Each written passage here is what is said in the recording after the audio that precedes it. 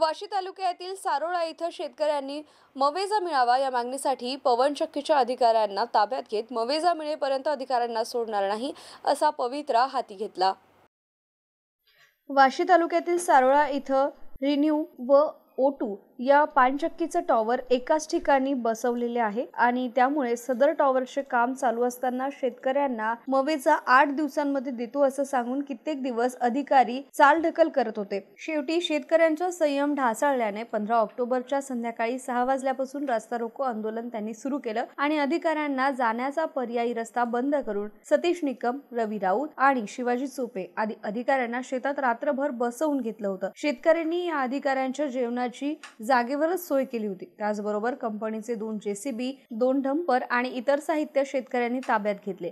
या घटनेबद्दल वाशी पोलीस स्टेशनचे पोलीस निरीक्षक संग्राम थोरात आणि चमूने घटनास्थळी भेट देऊन अधिकाऱ्यांना सोडवण्याची विनंती केली, परंतु शेतकरी मवेजा मिळत नाही तोपर्यंत अधिकाऱ्यांना सोडणार नसल्याचं पोलीस प्रशासनाला त्यांनी सांगितलं। शहाजी चेडे, MCN न्यूज, वाशी, धाराशिव।